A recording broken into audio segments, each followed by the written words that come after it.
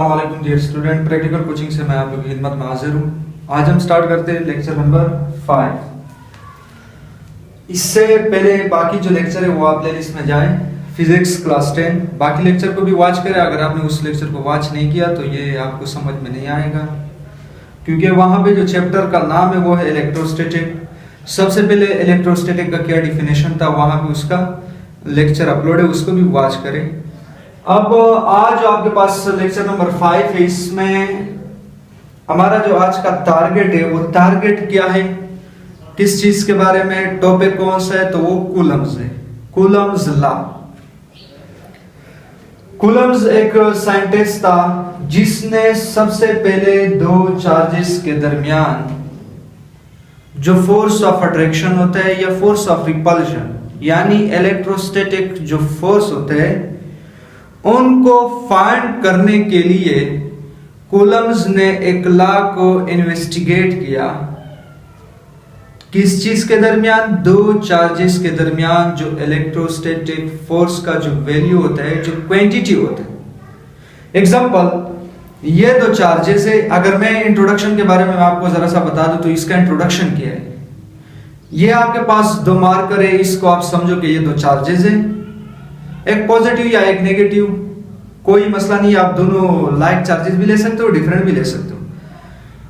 इनके दरमियान जो फोर्स ऑफ अट्रैक्शन है या फोर्स ऑफ रिपल्शन है, उनका जो वैल्यू है उसको सबसे पहले किसने कैलकुलेट किया, कूलम्स ने, इस लॉ के जरिए। तो कूलम वो साइंटिस्ट है जिसने दो चार्जेस के दरमियान जो इलेक्ट्रोस्टैटिक फोर्स होता है उनको फाइंड करने के लिए किसने लॉ पेश किया, कूलम्स ने।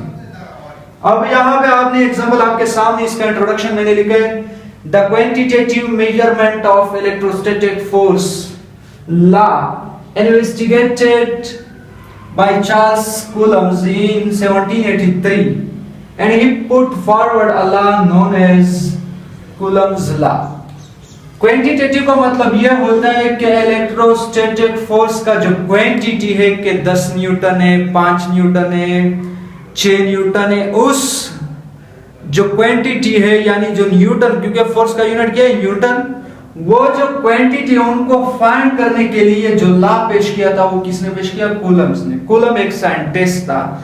जब भी कोई साइंटिस्ट लॉ पेश करते हैं तो उसमें अपना नाम भी मेंशन करते हैं, अपने आप को फेमस करने के लिए। आपने सुना होगा क्लास 9 में न्यूटन लॉ ऑफ ग्रेविटेशन, वहां पे Newton law of gravitation, gravity के बारे में न्यूटन ने लॉ पेश किया था, तो उसने क्या नाम दिया, न्यूटन लॉ ऑफ ग्रेविटेशन। इस तरीके से आगे भी अगर आप देखें तो एम्पियर लॉ, एम्पियर भी एक साइंटिस्ट था, उसने भी एक लॉ पेश किया था। जितने भी साइंटिस्ट है वो अपने जब लॉ पेश करते तो अपने नाम को लाजमी उसमें मेंशन करते, अपने नाम के जरिए से उस लॉ के ऊपर अपना नाम ही रखते।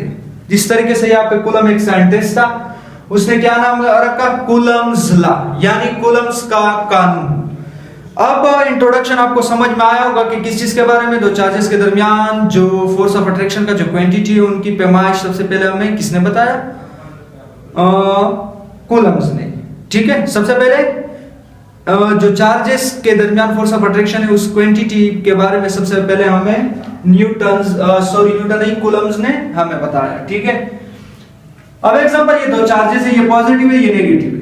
ठीक है, इनके दरमियान जो फोर्स ऑफ अट्रैक्शन है, इनका वैल्यू को फाइंड करने के लिए लॉ किसने पेश किया, कूलम्स ने। ये था इंट्रोडक्शन। ठीक है, अब इसका स्टेटमेंट क्या था, स्टेटमेंट के बारे में मैं बता देता हूं कि इसका स्टेटमेंट क्या था। इसने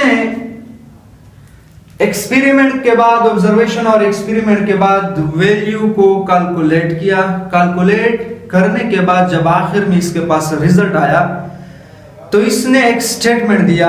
वो स्टेटमेंट क्या था कि उसने क्या कहा कि दो चार्जेस के दरमियान डिस्टेंस जितना ज्यादा होगा तो फोर्स ऑफ अट्रैक्शन कम, यानी इनवर्स लिया गया। इनवर्स का मतलब क्या, एक क्वांटिटी को बढ़ाया, दूसरा क्वांटिटी कम हुआ।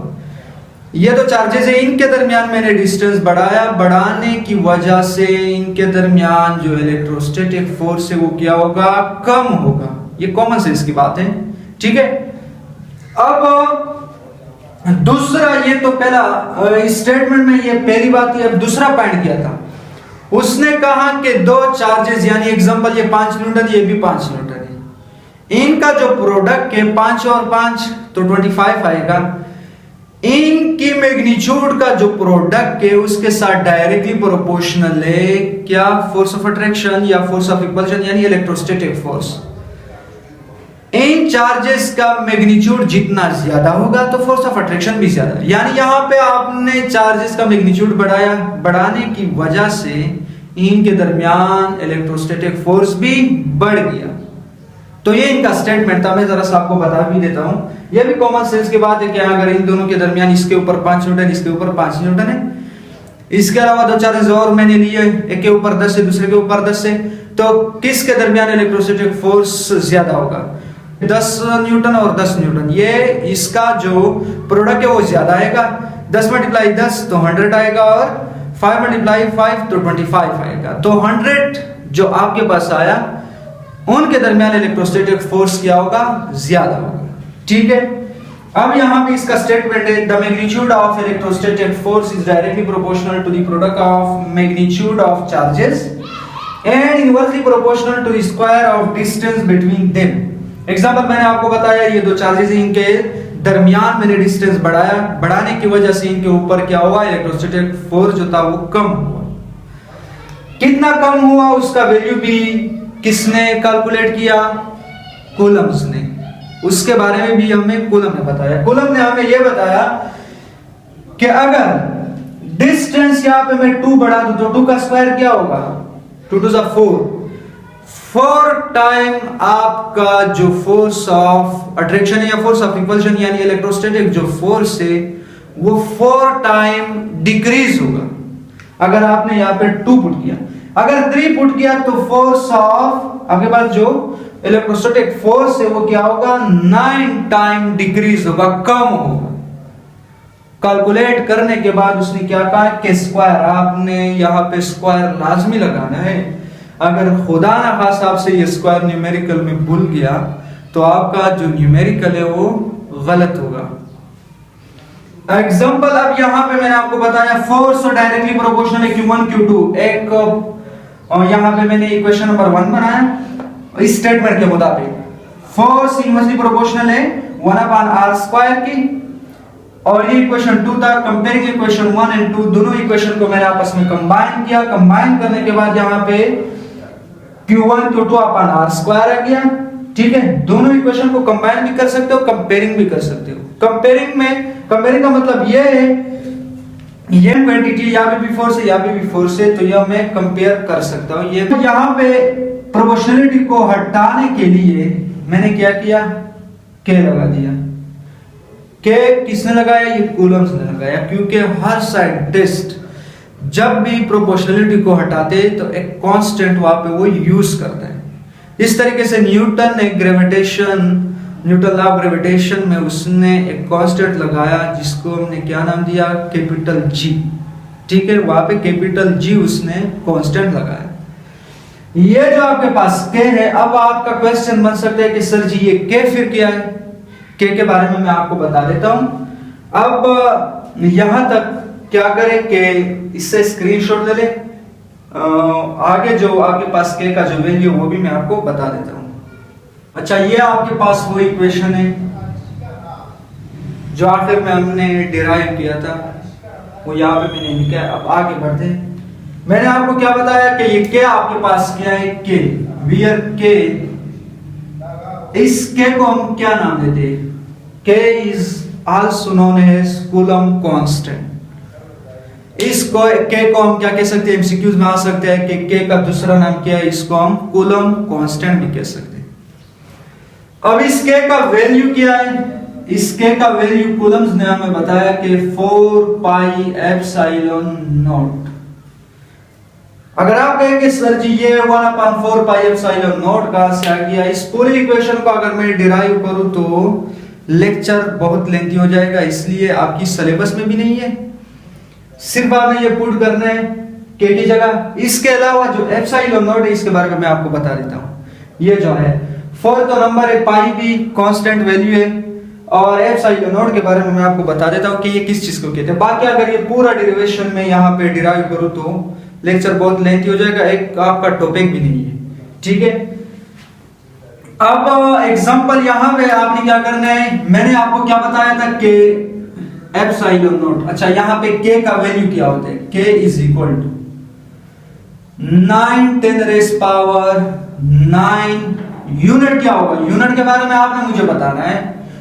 किसी भी कांस्टेंट का जो यूनिट है वो आप खुद मालूम कर सकते हो, खुद फाइंड कर सकते हो। क्या रूल है मैं आपको यहां से बता देता हूं। एग्जांपल, अब यहां पे आपने क्या करना है, ये आपके पास क्या है एग्जांपल, ये फोर्स है, ये आपके पास एफ आर स्क्वायर यहां पे किस मल्टीप्लाई है, ठीक है। और यहां पे आपके पास क्या चीज बचा, Q1 Q2 बचा और K भी बचा, ठीक है। अब आपने क्या करना है, F R square divide by Q1 Q2 is equal to K। यहां से आप क्या कर सकते हो, K का वैल्यू फाइंड कर सकते हो। K का जो यूनिट्स है, वैल्यू नहीं सॉरी यूनिट्स, फोर्स का यूनिट क्या है, न्यूटन। R का मतलब क्या है, डिस्टेंस है, मीटर। R के ऊपर स्क्वायर है तो metre square, divide by Q1 और Q2। Q1 की जगह C, क्योंकि चार्जेस का जो यूनिट है वो क्या है, कूलम्स। हाँ भाई, यहाँ पे जो यूनिट है वो भी साइंटिस्ट ने अपने नाम से यानी C, उसका नाम कूलम्स था, और इसका जो यूनिट है वो यूनिट क्या रखा, कूलम्स रखा। जो चार्जेस का यूनिट था कूलम्स ने क्या रखा, कूलम्स ही रखा। C का मतलब होता है कूलम। अब यहाँ पे इसने क्या रखा, C कूलम। Q1 और Q2 आपके पास क्या है, C। अब दोनों का बेस सेम है तो न्यूटन मीटर स्क्वायर आएगा, न्यूटन मीटर स्क्वायर, और C पावर 1 C का पावर क्या होगा, 2, बेस सेम है तो पावर क्या होगा, 8। यहां पे आपने K का यूनिट फाइंड किया, ये K का यूनिट था, और K का वैल्यू मैंने बताया, ये 9 10⁻⁹ न्यूटन मीटर स्क्वायर। ये आपने खुद यहां पे लिखना है, न्यूटन मीटर स्क्वायर पर कूलम स्क्वायर। वैसे इसका वैल्यू कभी कभार एमसीक्यूज में भी आता है, और न्यूमेरिकल में आपने इसको याद भी करना है। इसका जो वैल्यू है वो बिल्कुल आसान है, लेकिन यूनिट में कभी कभार इंसान भूल जाता है, ठीक है। ज्यादातर स्टूडेंट इसका यूनिट उल्टा लिख देते हैं, और जो एप्सिलॉन नॉट का वैल्यू है उसको यहाँ पे पुट करते हैं, और जो K का वैल्यू है वो एप्सिलॉन नॉट में पुट करते हैं। एप्सिलॉन नॉट के इसके बारे में मैं आपको बता देता हूँ। तो यहाँ पे आपने वहां पे खुद निकाल सकते हो, मैंने तरीका बता दिया, ठीक है। फिजिक्स आपने समझना है, कंसेप्ट, अगर आपको कंसेप्ट समझ में आ गया तो आपके लिए आसान है, बाकी अगर आपने रटा लगाया तो फिर आपके लिए आगे भी बहुत मुश्किल होगा।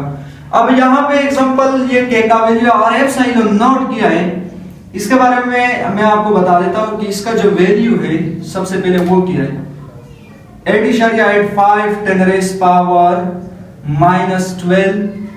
अब इसको रिवर्स करना है, क्योंकि ये रहा, इस फार्मूले के जरिए से K = 1/4 पाई एप्सिलॉन नॉट, इसके जरिए से आप इसका यूनिट भी फाइंड कर सकते हो। इसको रेसिप्रोकल करना है तो कूलम स्क्वायर ऊपर आ गया और न्यूटन मीटर स्क्वायर आ गया, ठीक है। ये इसका वैल्यू है, और एप्सिलॉन नॉट है क्या चीज।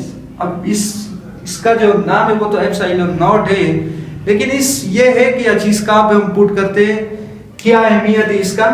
तो एप्सिलॉन नॉट का मतलब होता है permittivity of free space, permittivity of free space. हाँ, परमिटिविटी ऑफ फ्री स्पेस का क्या मतलब होता है इसके बारे में मैं आपको बता देता हूं। अब एग्जांपल, यहां पे आपके पास क्या है, दो चार्जेस है, Q1 और Q2। ये आपके पास क्या है, Q2 है, ठीक है। इन दो चार्जेस के दरमियान जब आपने इलेक्ट्रोस्टैटिक फोर्स मालूम करना है, जब आपने करना है जब यहां पे कोई मीडियम ना हो और वैक्यूम हो। जब यहां पे कोई मीडियम ना हो, क्या हो, वैक्यूम, तो हम एप्सिलॉन नॉट का वैल्यू यूज करते हैं, यहां पे हम एप्सिलॉन नॉट यूज करते हैं। अब ये जो डेरिवेशन है, यहां पे मैं ये ऐसे भी लिख सकता हूं कि आपके पास क्या है, F = F is equal to 1/4 pi epsilon nought Q1 Q2 divide by R square. ठीक है, ये आपके पास सिर्फ मैंने K का वैल्यू यहाँ पे पुट किया। एप्सिलॉन नॉट के बारे में मैंने आपको बताया permittivity of free space. Permit का मतलब होता है इजाजत, यानी यहाँ पे आपने क्या दिया, परमिट किया, अलाउ किया। कहां पे, दो चार्जेस के दरमियान में। यहाँ पे हमने वैक्यूम को सिर्फ अलाउ किया। जब यहाँ पे वैक्यूम होते हैं, कोई और मीडियम नहीं होता, तो हम एप्सिलॉन नॉट का वैल्यू यूज करते हैं। Epsilon not permittivity of free space. दो चार्जेस है, इनके दरमियान आपने इलेक्ट्रोस्टैटिक फोर्स मालूम करना है। इनके दरमियान कोई मीडियम भी नहीं है, फ्री स्पेस है, तो आपने ये फार्मूला लगाना है। ये भी लगा सकते हो और वो भी लगा सकते हो। यहाँ पे सिर्फ मैंने K का वैल्यू फाइंड किया। अब ये जो आपके पास इक्वेशन है, इसके साथ मैं क्या लिख सकता हूं, FVAC। VAC का क्या मतलब, फोर्स वैक्यूम।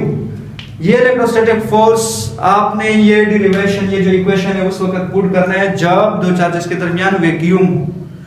तो आपने इस फार्मूले के जरिए से दो चार्जेस के दरमियान इलेक्ट्रोस्टैटिक फोर्स फाइंड करना है।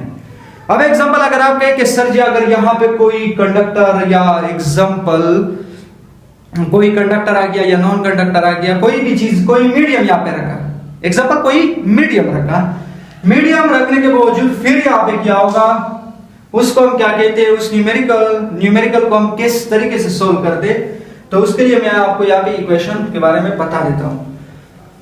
अब यहाँ पे आपके पास क्या है, F इज इक्वल टू, आपने क्या करना है, ये रहा, F is equal to 1/4 pi epsilon nought Q1 Q2 divide by R square. ये आपके पास डेरिवेशन तो आया था, लेकिन आपने मुझे बताना है ये, अब यहाँ पे इसके अंदर कोई मीडियम मैंने रखा है, मीडियम को क्या किया मैंने इसके अंदर पुट किया, कोई भी मीडियम दो चार्जेस के दरमियान।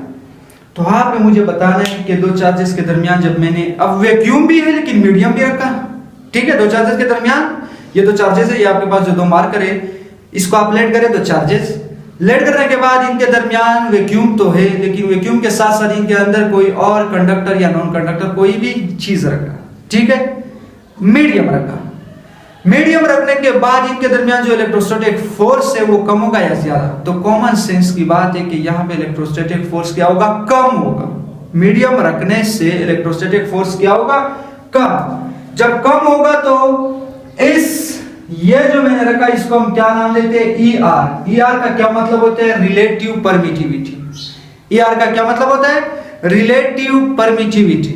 अब यहां पे मैंने क्या किया, ER जब मैंने पुट किया तो ER को मैंने कहां पे पुट करना है, आपने मुझे बताना है 1/4 पाई एप्सिलॉन नॉट। अच्छा यहां पे मैं डायरेक्ट पुट करता हूं, सॉरी, ठीक है। यहां मैंने क्या बताया कि फोर्स, जब मीडियम यहां पे मैंने रखने के बावजूद फोर्स ऑफ अट्रैक्शन कम होगा या ज्यादा, तो कॉमन सेंस की बात है कि फोर्स ऑफ अट्रैक्शन क्या होगा, या इलेक्ट्रोस्टैटिक फोर्स क्या होगा, कम होगा। जब कम हुआ तो मैं ऊपर लिखूं या नीचे, तो आप लोगों को पता है कि ये कहां पे लिखने है, नीचे, क्योंकि इनवर्सली प्रोपोर्शनल है। ER यहां पे मैंने लिखा, ठीक है, ये रिलेटिव परमिटिविटी है। रिलेटिव परमिटिविटी, अब यहां पे मैं आपको relative permittivity RELATIV, relative permittivity, ये रिलेटिव परमिटिविटी, और इस रिलेटिव परमिटिविटी को आप डाई इलेक्ट्रिक कांस्टेंट भी कह सकते हो। क्या कह सकते हो इसको, डाई इलेक्ट्रिक कांस्टेंट भी कह सकते हो। इस रिलेटिव परमिटिविटी को आप क्या नाम दे सकते हो, डाई इलेक्ट्रिक कांस्टेंट।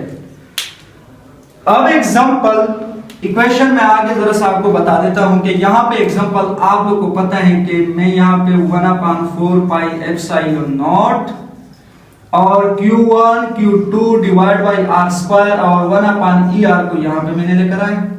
ये आपके पास क्या है, फोर्स MED में, MED का मतलब होता है मीडियम। जब कोई भी मीडियम दो चार्जेस के दरमियान हो तो ये इक्वेशन आपने लगाना है। इस इक्वेशन से आपने न्यूमेरिकल को हल करना है, ठीक है। अब एग्जांपल आपको पता है कि ये किस चीज के इक्वल है, ये इक्वेशन जो ये किस चीज के इक्वल है आपको पता है, यहाँ पे MED लिखा। अच्छा यहां पे मैं शो कर देता हूं, F MED is equal to VAC divide 1 multiply 1/ER। ये आपके पास क्या है? फोर्स ऑफ मीडियम, यानी मीडियम के दो चार्जेस के दरमियान जब मीडियम हो, कोई भी मीडियम मौजूद हो। और ये जो फोर्स है जब कोई भी मीडियम ना हो, और ये 1/ER, तो ये किस चीज में आएगा? डिवाइड में, VAC डिवाइड बाई ER। ठीक है, अब यहां पे फिर आपने क्या करना है? आपने मुझे बताना है कि मुझे ER की वैल्यू चाहिए, ER की वैल्यू चाहिए। ठीक है, ER मतलब डाई इलेक्ट्रिक कांस्टेंट या relative permittivity. ER is equal to force VAC divide by force MEB, force of vacuum, force of medium, यानी इलेक्ट्रोस्टैटिक फोर्स। अब इसका यूनिट क्या होगा? यूनिट भी आपसे एमसीक्यूज में पूछ सकते हैं। रिलेटिव परमिटिविटी का कोई भी यूनिट नहीं होते। क्यों? क्योंकि यहां पे आपने क्या करना है कि फोर्स की यूनिट क्या है? न्यूटन, और ये फोर्स की यूनिट क्या है? न्यूटन। तो दोनों न्यूटन से कैंसिल, इसका कोई भी यूनिट नहीं है। तो आखिर में आपके पास ये डेरिवेशन भी आ गया। यहां से भी आप क्या कर सकते हो? फोर्स ऑफ इलेक्ट्रोस्टैटिक फोर्स को फाइंड कर सकते हो, लेकिन जब दो चार्जेस के दरमियान कोई भी मीडियम हो तो उनके लिए ये फार्मूला भी है। ये था आज आप लोग का टॉपिक कूलम्ब्स लॉ के बारे में। इसके अलावा अगर आप हमारे चैनल पर नए हो तो चैनल को सब्सक्राइब कीजिए और साथ ही बेल आइकन को क्लिक करें। Thank you so much.